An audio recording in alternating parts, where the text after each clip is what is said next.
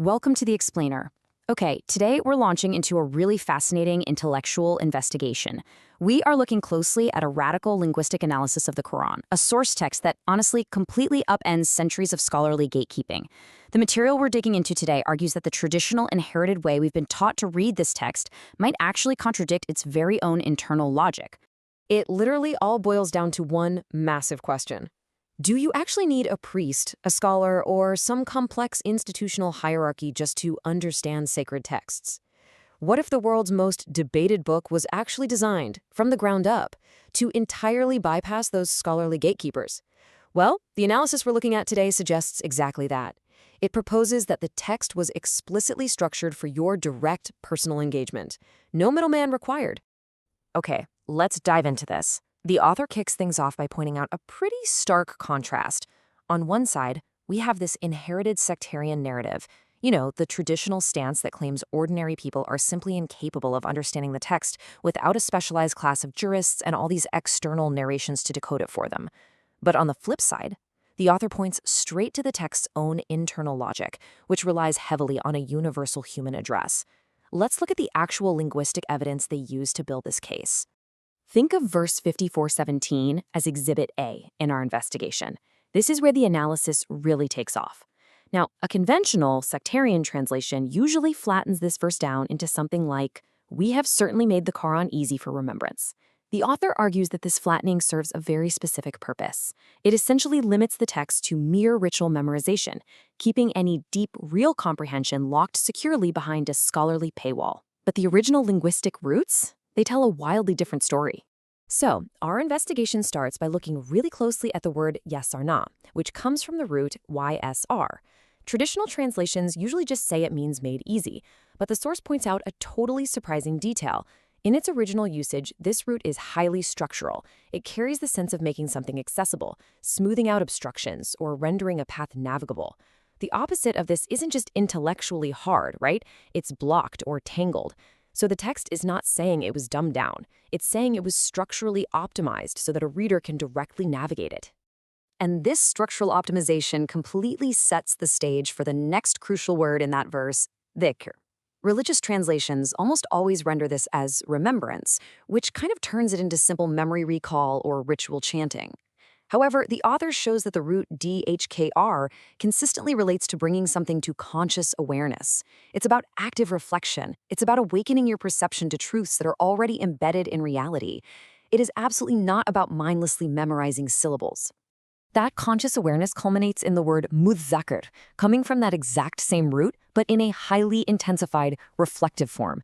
It doesn't just mean someone who remembers. It means one who actively takes heed, who internalizes the message, and allows themselves to become consciously awakened. The source argues that this completely destroys the framework that ordinary people cannot understand the text. The verse is specifically asking for anyone, literally anyone, who is willing to step up and consciously engage. So the crucial takeaway here is that when we put these deep, original root meanings back together, we get a much more forceful, contextually coherent rendering. The author translates it like this: "We have indeed rendered the Quran accessible for conscious recognition and reflection. So is there anyone willing to take heed?" Notice how that practically demands active cognitive engagement. It challenges the reader directly, totally undermining any doctrine that claims you need clerical mediation to get it. So this brings us to a huge pivot in our investigation. Think about it. If the text itself claims to be structurally navigatable and naturally accessible to human consciousness, why do so many people genuinely believe they can't understand it without intermediaries? If the signs are right there and apparent, what is actively turning people away from directly perceiving them? Now, what's really interesting about this slide is how the author answers that question by pointing us to verse 35:3. Notice how it begins, Ya ayyuhan nas, which translates to, O humanity, or O the people. It absolutely does not say, O scholars, or O clergy. This is a universal human address. The communication fundamentally assumes that ordinary, everyday human beings are entirely capable of receiving the message, reflecting on it, and understanding it. If we weren't, the address itself would be completely illogical. And it goes even further. The verse actually lays out its own purely non-clerical method for achieving this awareness. It doesn't tell people to go consult external transmitted narrations or study dense sectarian theology. Instead, it just directs them to observe reality. Look at the sky. Look at the earth. Reflect on your sustenance and the ecological order around you. Recognize your dependence on this incredible system and consciously acknowledge the source behind it. It's literally just observation, reflection, and reason.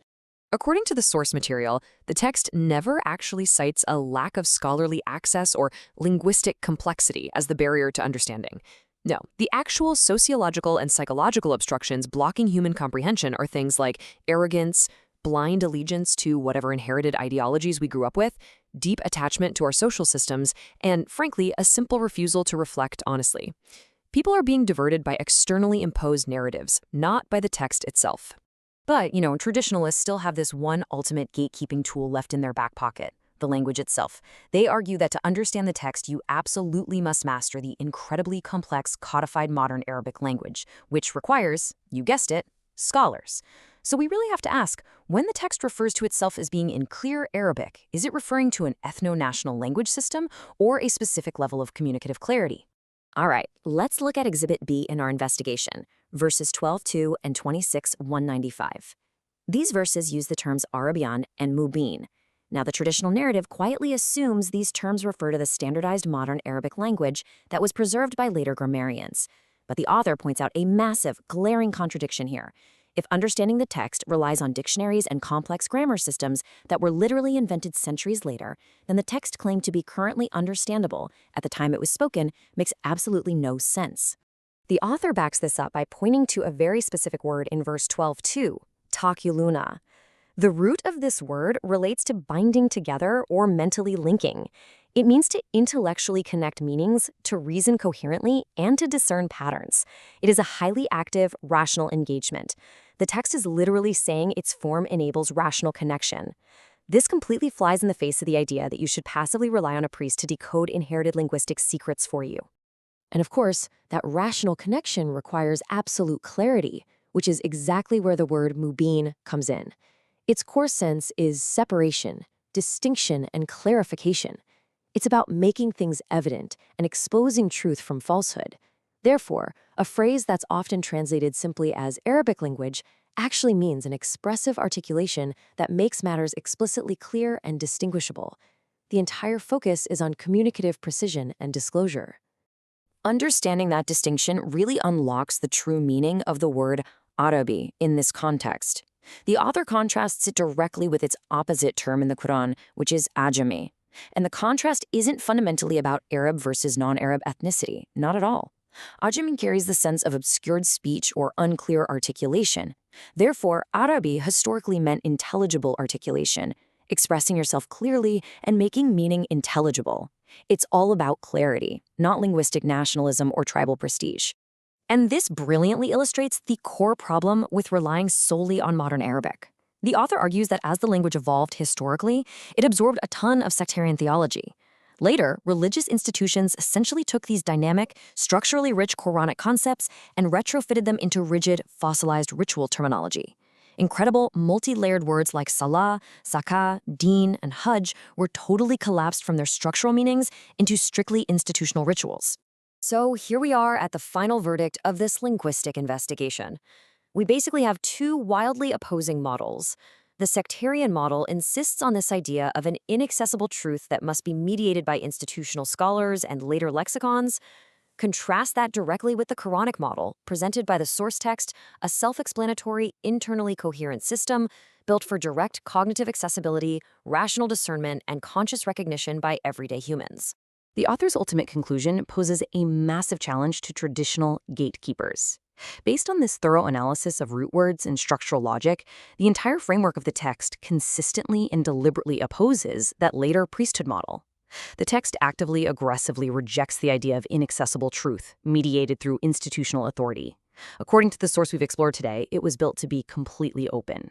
Which leaves us with a final, truly provocative thought to chew on. If this analysis holds true, and this deeply debated text was structurally designed with such incredible precision to awaken your own consciousness and demand your direct rational engagement, why do you still let others read it for you? It's a question that challenges the very foundation of inherited scriptural authority. Thanks so much for joining me on this explainer, and I'll catch you in the next one.